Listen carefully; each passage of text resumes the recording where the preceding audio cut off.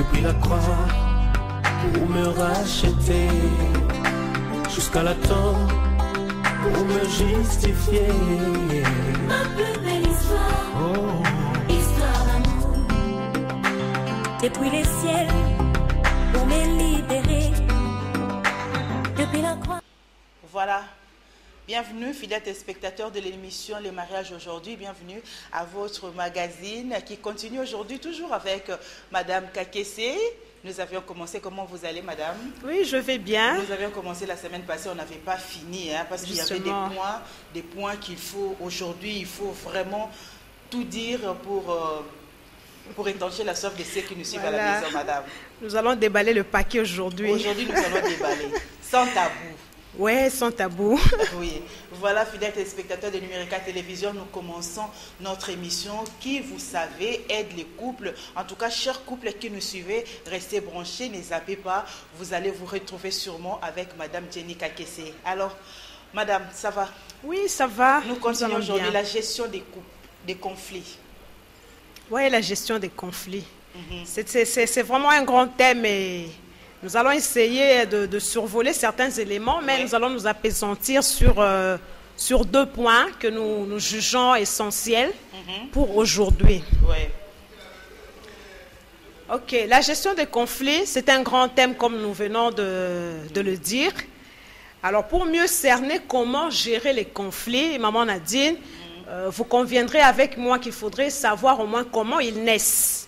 Quels sont les éléments ou quelles sont les causes qui constituent la pomme de discorde entre les époux. Et ces raisons qui rendent la vie intenable, la vie devient difficile à vivre. Alors nous avons épinglé au moins 5 ou 6. Nous allons les citer rapidement, mais nous allons revenir sur 2 que nous avons jugés plus importants pour aujourd'hui. Premièrement, ce sont les finances. Les finances posent problème. Nous avons le sexe ou l'intimité, l'éducation des enfants ou la discipline à la maison. Nous avons la famille élargie, les belles familles, les fréquentations, les amitiés. Nous avons les tâches ménagères. Donc ce que la femme est censée faire à la maison, ce que l'homme peut aussi censé faire à la maison. Donc, nous pouvons citer ces 5 causes-là pour aujourd'hui, mais nous allons revenir sur la gestion des finances et de l'intimité. Voilà, Madame. Et quand on doit parler de conflit, d'abord, il faut commencer par nous définir c'est quoi le conflit. Le conflit, c'est une situation de mésentente, puisque nous parlons d'harmonie, mais là, maintenant, nous entrons dans le contraire. Une situation de désaccord. L'homme et la femme ne se conviennent pas sur un point de vue donné. Et cette situation peut être momentanée. Et la séparation peut être momentanée. Et après, l'homme et la femme reviennent ensemble et se mettent d'accord. Mais ce que nous craignons, que ça prenne de l'ampleur ou des ramifications, cela nécessite l'intervention des tierces personnes pour pouvoir le régler. Qui n'est pas aussi bien. Qui n'est pas aussi aisé, mais quand ça ne va toujours pas, que le torchon brûle et que l'homme et la femme ne peuvent pas d'eux-mêmes trouver la solution, nous estimons que l'intervention des tierces personnes devient plus que nécessaire. Oui. Et quand est-ce qu'on doit parler du conflit dans un couple, dans un ménage? Le conflit, c'est comme nous venons de le dire, ça naît de plusieurs raisons, de plusieurs causes. Alors, lorsqu'on n'arrive toujours pas à se mettre d'accord, nous avons dit la fois passée que l'homme et la femme sont différents. La façon de voir les choses est différente. La façon de gérer même une dispute, la colère est différente. La façon de vouloir même régler un problème, c'est différent. Nous avions dit que la femme est intérieure. Des fois, elle aime trop garder les choses en elle-même. Elle ne veut pas que la chose se termine. Mais l'homme se dit, bon, arrêtons. Mais la femme va vouloir parler. Tu m'avais raconté ceci. Elle veut parler seulement pour se défouler, mais les partenaires n'est pas d'accord. Les hommes, c'est toujours comme ça. Et souki kaka, ça va, j'ai compris. Voilà. Pour l'homme, coupons court. Coupons court. Tournons la page, c'est fini. Mais la femme, comme elle n'est pas satisfaite, c'est ça le problème. Ça peut être aussi le contraire. Quand l'homme n'est pas satisfait, il se dit, bon, je vais pas arrêter la chose. Oui. Donc, ça dépend. La personne qui est lésée, qui est frustrée, voudrait avoir raison, voudrait à ce qu'on puisse l'écouter, voudrait à ce qu'une tierce personne peut-être prenne sa part. Mais alors, quand il trouve que l'homme, pour lui, c'est fini, mais il dit, mais non, moi, j'aimerais qu'on en parle encore, j'aimerais qu'on puisse un peu insister sur tel ou tel autre point, mais le mari s'est dit, mais non, c'est fini, moi, j'ai déjà pardonné, j'ai tourné la page. Donc, ça dépend. La personne qui est lésée voudrait se défouler, parler, qu'on l'entende, qu'on la comprenne, mais la personne peut-être qui est fautive se dit, bon, Nasala qui m'abaisse, je reconnais ma faute, donc je ne veux plus qu'on en parle, arrêtons. Peut-être la personne se sent humiliée, il s'est dit, bon, à cause de cette humiliation, je préfère ne plus parler, qu'on n'en parle plus. Donc ça dépend de ce que l'un et l'autre ressentent. Alors comment on doit gérer les conflits? Justement, gérer les conflits, comme nous avons dit, la fois passée, nous pouvons encore répéter, la communication, ça compte. Oui. Parce que comment saurais-je que mon conjoint a été frustré, a été lésé par mon comportement, par ma façon de faire, ou par la façon de faire des enfants, ou de la belle famille. Mais il faudrait que je puisse parler, il faudrait que je puisse lui exprimer ce que je ressens, qu'il puisse comprendre mon point de vue sur tel ou tel autre sujet.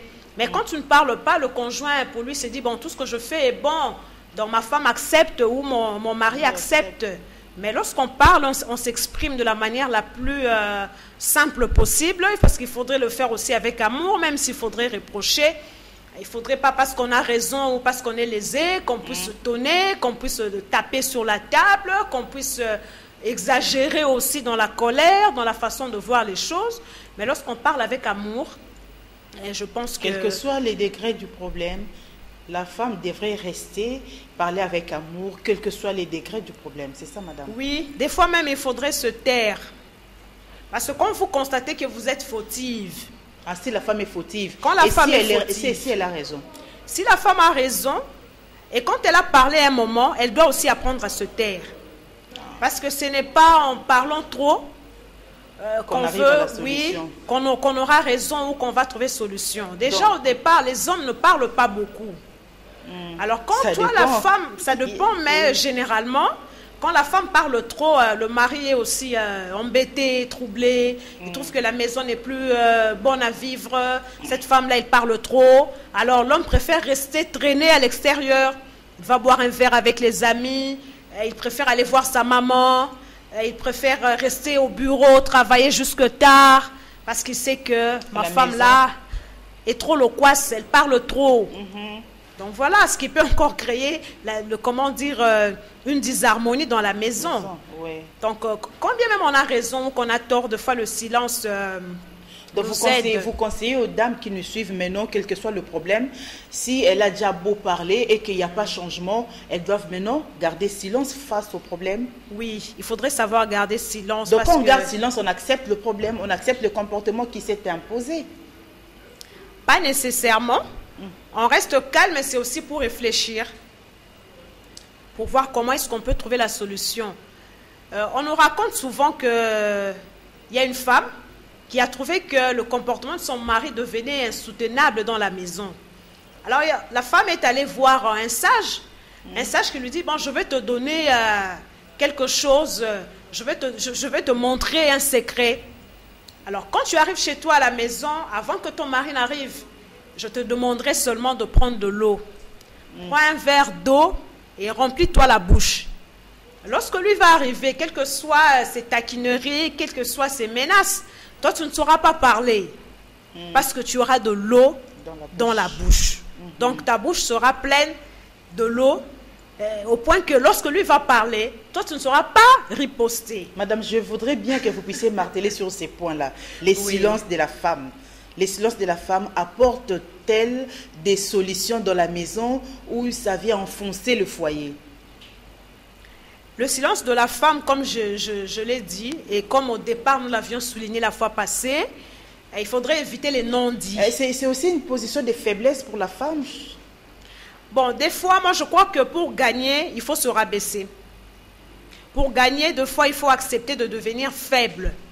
Parce que voyez-vous, la personne qui vous a causé du tort, attend nécessairement à ce que vous puissiez réagir.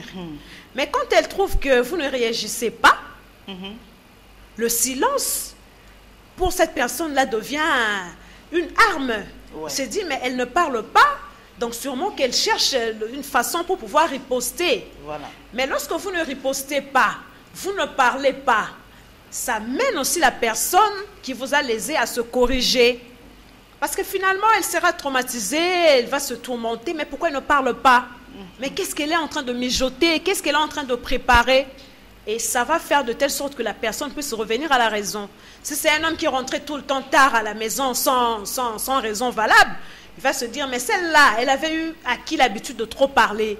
Mais ces derniers temps, elle ne parle pas. Mais je crois que son silence me corrige. Oui. Donc il y a certains hommes qui sont revenus à la raison parce que la femme a dit, j'ai trop parlé, maintenant là, je vais observer. Donc c'est une grande sagesse. Oui, c'est une grande Oui, sagesse. c'est vraiment une grande Ce sagesse. n'est pas une position de faiblesse. La sagesse là cache en même temps une faiblesse, mais je l'ai dit, cette faiblesse là Une devient... faiblesse masquée. Oui, une faiblesse masquée qui finalement devient une grande force. Parce que l'homme peut se corriger de lui-même, peut se corriger à partir du comportement de la femme. Oui. Oui. Allez-y, madame. Voilà, nous allons parler des finances. Oui. C'est le premier point. Parmi les causes principales qui constituent la pomme de discorde entre les époux, La gestion de la gestion de finances. Comme on dit que l'argent, c'est le nerf de la guerre. Voilà. Et beaucoup de couples se disputent tous les jours à cause de l'argent. Tous les jours, chaque matin. À cause de l'argent. La femme dit, mon mari ne me donne pas assez d'argent, ou mon mari ne me donne pas, ne me donne pas l'argent carrément, mon mari ne me présente pas son bulletin de paye, mon mari, il est trop chiche. Est-ce que l'homme est obligé de présenter à sa femme son bulletin de paye? Madame, on peut parler de ça au moins. Est-ce que l'homme est obligé? Bon, il n'est pas tellement obligé, ça aussi, parce que vous savez, maintenant, là, le paiement se fait par voie bancaire. Oui. Alors, vous n'allez pas non plus demander à votre mari de vous imprimer toute la liste de paye. Peut-être que ce n'est pas lui qui le fait, même si c'est lui qui le fait, c'est un document qui reste interne au niveau de l'entreprise. Donc, moi, je pense maintenant qu'il faudrait seulement avoir confiance. Voilà. Donc, c'est la confiance qui guide maintenant les choses parce que tout est modernisé. Si c'était dans le temps où on devait apporter un gros listing. Mais qu'à cela ne tienne, l'homme doit quand même dire à sa femme combien il touche. Voilà.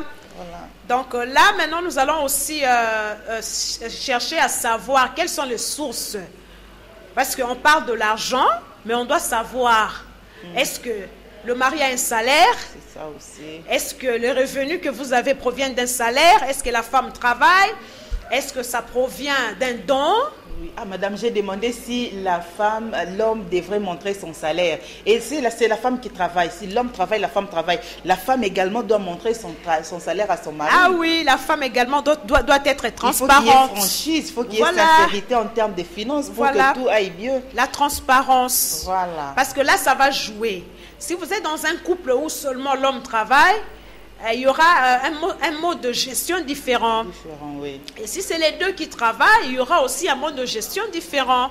Donc cela dépend si l'homme travaille ou si les deux travaillent en même temps ou si ils ne travaillent pas les deux, mais ils ont d'autres sources de revenus. Cela dépendra aussi. Oui. Alors on devra savoir, ces revenus-là, ça vient quoi? C'est un prêt? Parce que lorsqu'un homme a reçu un prêt de la banque, c'est un crédit qu'il devra rembourser avec intérêt. Et on doit savoir pourquoi est-ce que nous sommes allés à la banque pour pouvoir chercher ce prêt-là. L'utilisation du prêt est aussi importante. Parce que si l'homme a accepté d'aller à la banque pour avoir un prêt qui va permettre à ce qu'on puisse acheter une maison ou achever la construction d'une maison qui avait déjà commencé, et que la femme dit, bon, moi je voudrais m'acheter des bijoux, moi je voudrais voyager, moi je voudrais faire le tour du monde, ou je voudrais m'acheter des habits, ou carrément je voudrais faire un don à ma famille, mais en ce moment-là, sachez que les points de vue sont déjà différents, quelles que soient les qualités de l'homme ou sa faiblesse. Je pense déjà qu'il y aura un conflit. Il y aura un conflit parce que les divergences de vues sur l'argent qu'on vient d'avoir, plutôt le point de vue n'est pas le même. Oui. Alors, on doit aussi savoir, est-ce que l'argent, ça vient d'un héritage? Est-ce que c'est chaque mois qu'on reçoit des loyers d'une maison quelconque? Est-ce que c'est un don? Est-ce que ce sont des commissions que l'homme vient de recevoir ou la femme vient de recevoir? Donc, ces revenus-là sont-ils ponctuels ou sont-ils permanents? Ça aussi, parce qu'on ne peut pas tabler sur des revenus qui sont ponctuels. Si aujourd'hui on arrive à gagner $1000 ou $100 000 ou $1 million, on ne va pas vivre comme si tous les jours on aura à gagner ces $1 million. Mais on peut tabler sur les salaires ou sur des revenus qui sont stables, qui sont ponctuels. Voilà. On sait au moins que chaque fin du mois, moi je reçois 100 francs. Donc mon budget, je dois le faire en fonction des 100 francs. Comme on a dit la fois passée, on doit vivre en fonction de ses moyens. Voilà, on doit se contenter de ce qu'on a. Quand une femme n'arrive pas à comprendre que la limite de mon mari c'est 100 et elle veut aller à 200. Mais si toi tu es capable de compléter les 100 autres qui manquent. Compléter comment? Vous avez compléter justement par le travail. Parce que vous savez que en tout cas le travail est à l'origine du succès. En tout cas la richesse, la vraie richesse passe par le travail. Voilà madame. Et donc les finances, comme on l'a dit, quand c'est compliqué, il arrive des fois qu'on trouve une femme qui est aussi trop matérialiste. Pour elle c'est l'argent. Donc elle aime cet homme-là à cause de l'argent. Donc elle n'aime pas son mari, mais elle aime plutôt l'argent de son mari. Elle ne fait que vanter son mari parce qu'elle sait que derrière, il y a l'argent. Il y a l'argent. Alors le jour où il n'y a plus d'argent, le jour où le mari tombe malade, le jour où il ne travaille plus, le jour où il est licencié, le jour où souhaite qu'il est révoqué du travail, ou que le travail arrive à se terminer. Nous avons connu des cas de pillage dans ce pays et que l'entreprise est pillée, les investisseurs ont plié bagages, ils sont rentrés. Il n'y a plus de travail, il n'y a plus de salaire, il n'y a plus de gains, il n'y a plus de voyage, il n'y a plus des fêtes. Elle qui aimait fêter à tout moment, vous n'en aurez plus. Donc pour elle, elle trouve que ça devient difficile à vivre parce qu'elle était habituée à l'argent. Madame, vous personnellement, comment vous gérez vos conflits à la maison? Par rapport aux finances. Par rapport aux finances. Ah oui, ce n'est pas facile de parler de soi. Oui. Au départ, moi, je pensais, et j'avais la nette impression que mon mari était trop dur par rapport aux finances. J'avais l'impression qu'il me poussait à me débrouiller seule. Parce qu'au départ, moi, je pensais qu'une femme ne pouvait se représenter qu'à partir d'un homme. Ou qu'une femme ne pouvait vivre qu'en fonction d'un homme. C'est-à-dire que l'homme devait tout faire pour la femme, la nourrir, la loger, la soigner, prendre soin de sa famille, de sa belle famille, des enfants, des moindres détails. Oui. C'est peut-être ce qu'on nous a inculqué dans la société africaine. Malheureusement, il y a des gens, des jeunes filles, des jeunes dames qui jusqu'aujourd'hui pensent comme ça. En tout cas, moi je vais leur demander aujourd'hui de changer la façon de voir les choses. J'ai finalement compris dans mon foyer que la femme doit être battante. Oui. Parce que mon mari ne cessait de me dire que si moi je suis ce que je suis aujourd'hui, c'est aussi grâce à ma mère. En tout cas, je rends hommage à cette maman qui est déjà partie, qui nous a quittés il y a longtemps. Et j'ai compris que cette femme-là était battante. Parce que son mari ne gagnait pas beaucoup. Et elle était une femme forte. Et mon mari me dit, ne pensez pas que c'est seulement l'homme qui doit avoir beaucoup d'argent par rapport à la femme. La femme peut aussi travailler. La femme peut aussi acquérir beaucoup de richesses par rapport à l'homme. Oui. Donc il ne cessait de me le répéter, et à un moment je dis, mais cet homme m'a épousé pour me faire souffrir ou quoi?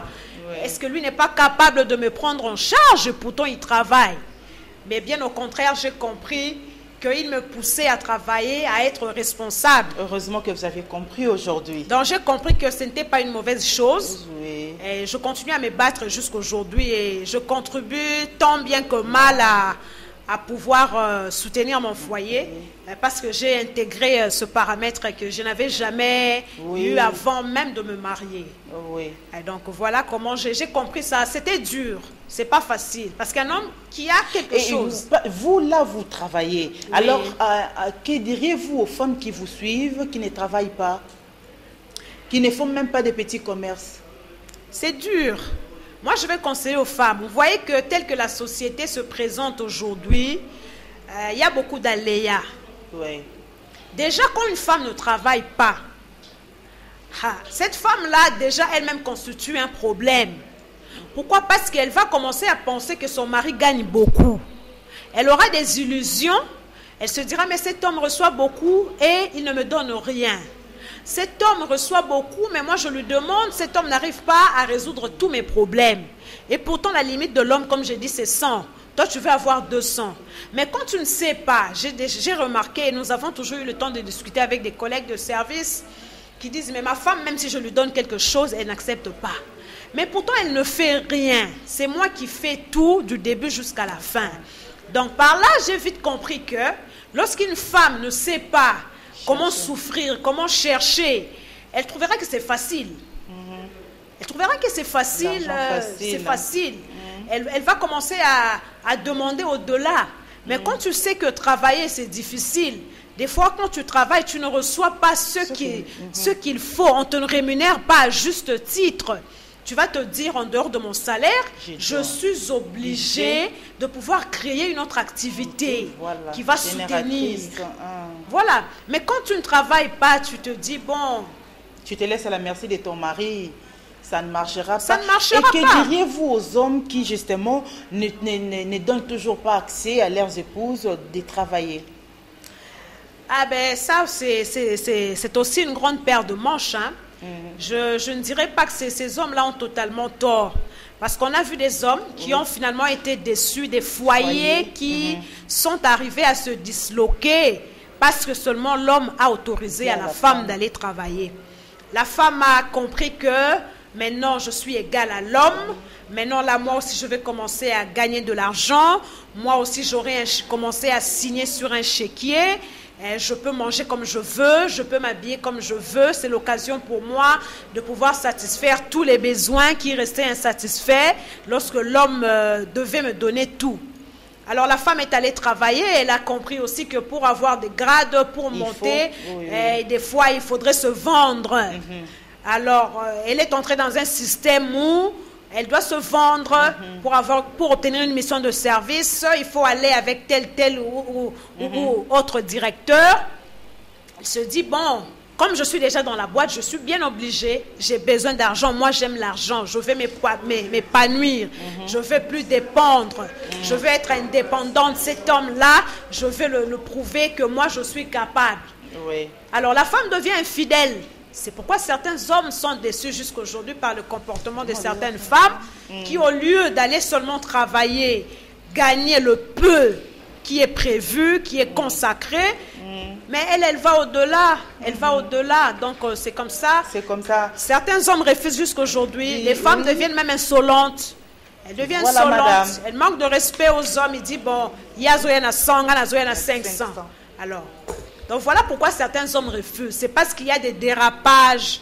La femme ne veut pas rester femme, elle dérape souvent. Madame Jenny, je suis obligée de vous retenir, de vous recevoir encore la semaine qui suit, parce que là, on n'a pas parlé de l'intimité. C'est ça. On n'a pas parlé de l'intimité. Je sais que sur ces points-là, vous avez encore beaucoup à dire, parce qu'on doit parler de la femme. Voilà. On doit parler parce que la femme, elle est source de beaucoup de choses aujourd'hui. On dit toujours, derrière un homme grand, il y a une grande dame qui est cachée. Et beaucoup de femmes, jusqu'à aujourd'hui, ne se prennent pas en charge par rapport à leur mission. D'autant plus que dans la Bible, il est écrit, la femme sage bâtit sa maison. C'est ça. C'est ça. Donc, madame, je suis obligée, madame, permettez-moi de vous recevoir parce qu'on doit parler maintenant de l'intimité, parce que là, vraiment, les temps nous est impartis. Nous sommes vraiment arrivés à la fin de notre émission. Mesdames et messieurs de Numérica Télévision, nous passons à notre rubrique de la signature de notre livre d'or. Madame, prenez. Mais en temps, vous allez parler de l'intimité. Il nous reste un point très important de l'intimité. Est-ce que vous pouvez en parler pendant 5 minutes? L'intimité, là, je ne vais pas vous interrompre. Merci. L'intimité, nous avons parlé, nous avions dit que le sexe, c'est un deuxième point par ordre d'importance qui, lorsqu'il est mal géré, constitue encore une source de conflit. Alors, on dit que le sexe ou l'intimité, c'est la pierre angulaire du mariage. C'est vraiment aussi parmi les éléments clés. Alors, lorsqu'il est mal géré, la fréquence, il arrive des fois que la fréquence n'est pas bonne. Il arrive des fois que la femme ne veut pas se relooker. La femme est toujours fatiguée. La femme, des fois, porte des pantalons jeans. Elle est en culotte. Elle ne veut pas se laisser découvrir. Il arrive des fois aussi même que certaines femmes ne veulent plus en parler. Ou certains hommes ne veulent plus en parler. Parce qu'il y a toujours des excuses. Lorsqu'il y a trop d'excuses en cette matière, l'homme, de fois, se lasse. Et si pour d'autres hommes, le sexe est un moyen de réconciliation, ça aussi, il faudrait le savoir. Lorsqu'il y a des disputes, lorsqu'il y a des conflits, mais le sexe est un moyen de pouvoir réconcilier aussi les époux. Oui. Mais si pour certains, c'est un moyen de réconciliation, pour d'autres, ils se disent, bon, je ne veux plus parce que ma femme ne me considère pas. Déjà, lorsqu'il y a d'autres conflits qui naissent, il y a aussi un problème qui se présente directement au niveau du sexe. Oui. La femme repousse l'homme ou l'homme repousse la femme. Mais aujourd'hui, je vais seulement nous demander de ne pas nous repousser. Quand bien même c'est difficile, mais cherchons à innover. L'homme se dit c'est toujours la même chose, c'est toujours la position missionnaire. Ma femme ne veut pas faire ce que je lui demande, ou soit que c'est l'homme qui est trop pressé, il éjacule vite et puis il s'en va. Et la femme veut la retenir, mais l'homme se dit moi je suis pressé, je dois suivre le match, comme maintenant c'est la CAN. Il s'est dit bon la RDC va jouer bientôt, moi j'ai pas le temps. Il s'est dit bon j'ai un contrat à signer, je dois m'en aller. Donc là ça frustre aussi la femme. Alors, je veux aussi demander aux femmes de pouvoir innover, de pouvoir se relooker. L'homme ne veut pas trop s'approcher de toi parce que tu n'es pas propre. Il y a des femmes qui ne se parfument pas. Je vais te demander de te parfumer. Va chercher un dessous qui est coquin pour attirer ton mari. Oui, va chercher un string, va chercher un parfum, décore ta chambre. Je ne te demande pas d'aller chercher ce qui coûte trop cher. Les Chinois nous ont déjà aidés en la matière. Étale bien ton lit, fais bien ton lit, parfume ta chambre. Hein? Donc, essaye d'attirer plus l'homme pour qu'il se dise, bon, mais cette femme, qu'est-ce qu'elle cache derrière? Aller de temps en temps dans des salons de coiffure. Oui, va dans un salon de coiffure. Essaye de lire aussi. Tu peux lire, tu peux t'informer autrement. Hein? Essaye d'innover, de pouvoir aussi dire à ton partenaire ce que toi, tu voudrais qu'il te fasse. Oui. Parce que il est difficile, comme on nous a toujours enseigné dans la société africaine, qu'une femme ne peut pas commencer à demander à l'homme, moi j'ai envie de toi, mais moi je vais révolutionner les femmes. Si l'homme ne le fait pas, toi, va vers lui. Dis-lui que non, chérie, j'ai besoin de toi. Mais il ne faut pas que ce soit programmé. Il dit, bon, nous faisons l'amour seulement une fois par semaine. C'est lundi, mais aujourd'hui c'est mardi, qu'est-ce que tu veux? Non, il ne faut pas programmer comme ça. On les fait à temps et à contre-temps. Eh bien oui. Comme vous les faites. Parce que le corps de l'homme ne lui appartient plus. Et de la femme? Tout comme le corps de la femme ne lui appartient plus. Vous les faites à temps et à contre-temps. Quand les besoins se manifestent, vous, madame. Oui. Moi, j'ai déjà révolutionné les choses. Je n'attends plus. Vraiment. Parce que quand on attend toujours, des fois les hommes ne viennent pas.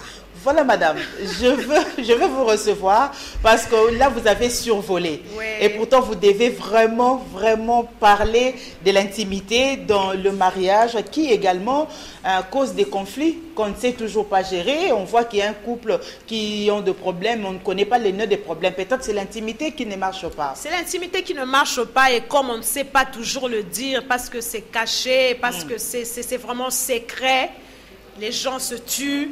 Les gens, l'amour se meurt. Et pourtant, la flamme de l'amour est fragile. Voilà, madame.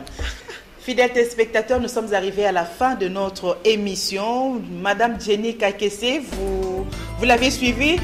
Elle sera obligée de revenir pour nous parler de l'intimité. Là, elle a juste seulement survolé. Elle sera de la semaine prochaine. Là, elle est en train d'écrire à notre livre d'or, histoire d'immortaliser déjà son passage dans cette émission qui également est trop réclamée. Nous sommes arrivés à la fin de notre émission. Le prochain, c'est le samedi prochain. Au revoir.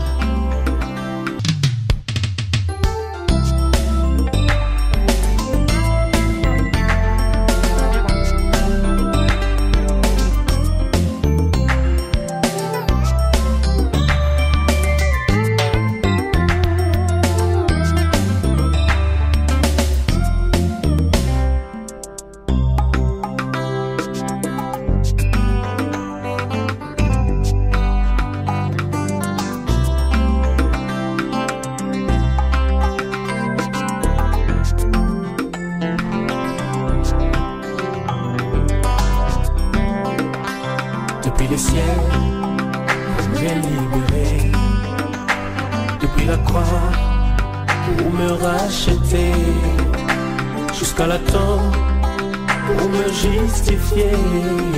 Ma plus belle histoire, histoire d'amour. Depuis les ciels, pour me libérer, depuis la croix.